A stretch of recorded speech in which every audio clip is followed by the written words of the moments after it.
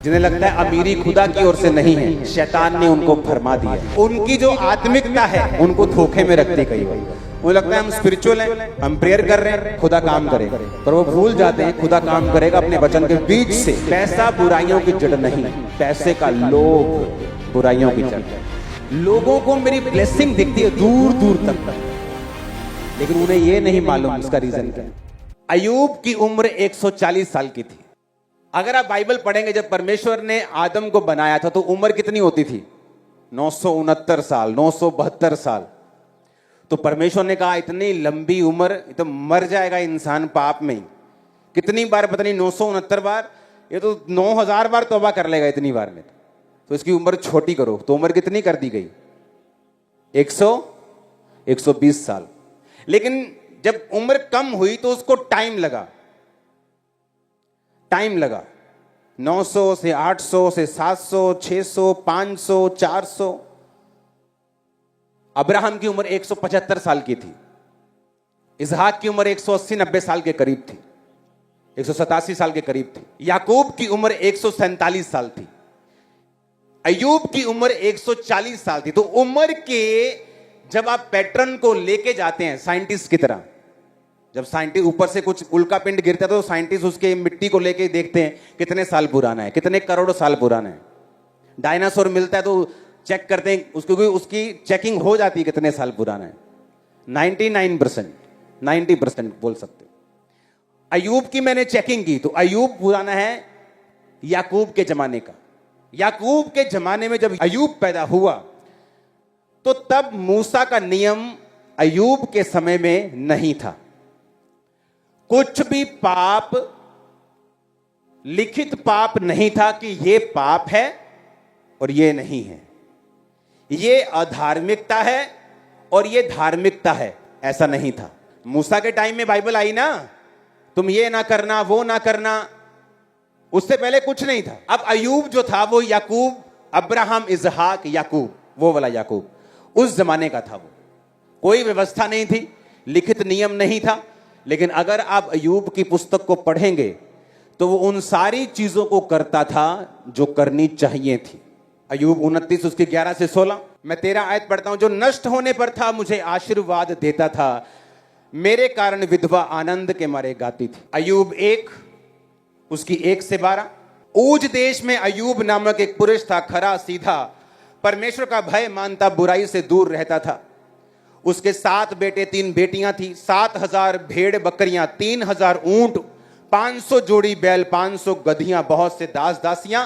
इतनी प्रॉपर्टी थी कि पूर्वी देशों के लोगों में वो सबसे बड़ा था, सबसे अमीर इंसान, सबसे ज्यादा आत्मिक, और सबसे ज्यादा जिन्हें लगता है अमीरी खुदा की ओर से नहीं है, शैतान ने उनको भरमा दिया है। इसीलिए आज अविश्वासी, अगर आप दुनिया घूमें, गवर्नमेंट्स में जा रहे हैं जो उनका जद्दी पुश्ती देश नहीं है, क्योंकि वो पैसे की पावर पे बिलीव करते हैं। और हमारे क्रिश्चियंस पीछे हैं क्योंकि बाइबल पे बिलीव नहीं करते। लिखा ऊज देश में सबसे बड़ा, और क्या बोलते यहोवा परमेश्वर शैतान को, कहते इसके जैसा खरा धरती पे कोई भी नहीं। पर धरती पे आके देखो तो वो सबसे अमीर था। जब आप यहोवा को, जीसस को दिल से मानने लगते हैं, आप गरीब नहीं रहते। मैं आपको सच कह रहा हूं, टाइम लग सकता है। बोने वाला इंसान था अय्यूब। कहता विधवा आनंद के मारे गाती थी। मतलब ये नहीं कि विधवा को वो 50-100 रुपए देता था कि चल आज रात का खाना खा लेना, बड़ा अच्छा काम कर दिया। उसके बाद एक फोटो खींची और इंस्टाग्राम पे, दूसरी फेसबुक पे, थोड़े अलग एंगल से। हाँ, कहता विधवा आनंद के मारे गाती थी, इतना देता था वो। तुम बोओगे काटोगे, बोया नहीं तो काटा नहीं। इसलिए शैतान चाहता आपको आत्मिक रूप से करप्ट करे। पैसा बुराइयों की जड़ नहीं, पैसे का लोभ बुराइयों की जड़।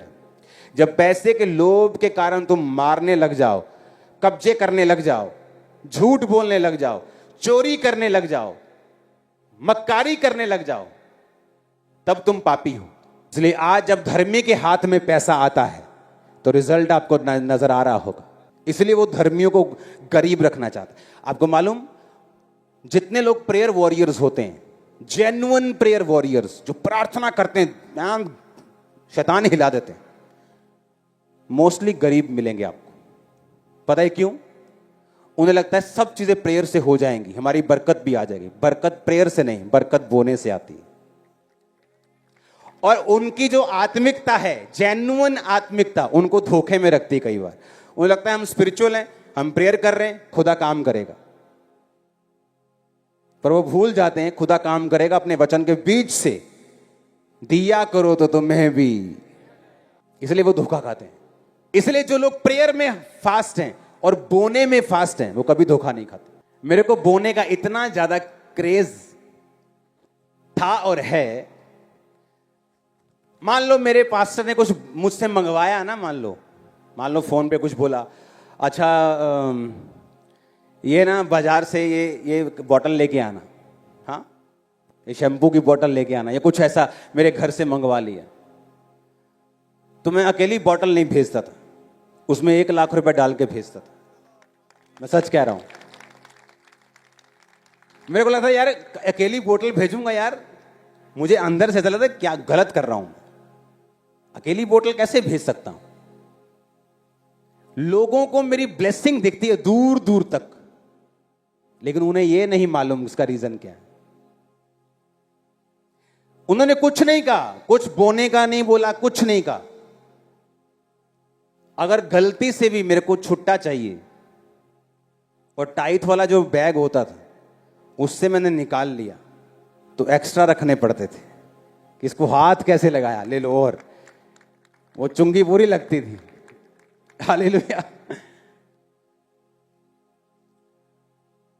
फॉरेन में रह के भी लोग गरीब हैं आज, अपना घर तक नहीं 20 साल हो चुके। अगर मान लो वो 50 पाउंड बो रहे हैं ना, उनका 500 पाउंड तनख्वाह है, 50 पाउंड टाइट है, 51 नहीं होने देंगे भाई साहब, 50। और चर्च में 50 पाउंड बोने के बाद सरकार के पास जाके बोलेंगे मैंने 50 पाउंड बोए हैं, मुझे रिबेट चाहिए, और 50% फिर रिबेट लेके 25 पाउंड अपने जेब में डाल देंगे। तुम चोर हो,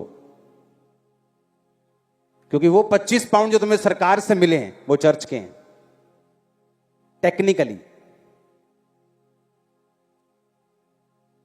ऐसी इतनी गलतियां करते लोग अपने परिवार में, अपनी लाइफ में, अपनी जॉब में, अपनी स्पिरिचुअल लाइफ में, इसीलिए रिजल्ट नहीं है उनकी लाइफ में। इमेजिन करो अगर पुराने टाइम में मैं वैसे चलता था तो आज के टाइम में मैं कैसे चलता हूं। मैं आपको पुराना टाइम बता रहा हूं। ये रीजन है, आप एक स्पिरिचुअल तरीके से चलते हैं, आप सेम नहीं रहते। आमीन। ऊंचा ये बरकत आपकी है। परमेश्वर के दास के द्वारा टीचिंग्स को सुनने के लिए, अनाउंसमेंट्स और अपडेट्स को जानने के लिए आप हमारे YouTube चैनल को सब्सक्राइब करें और साथ में बेल आइकन को दबाएं, ताकि जब भी कोई नई अपडेट हो तो आप सबसे पहले जान सकें।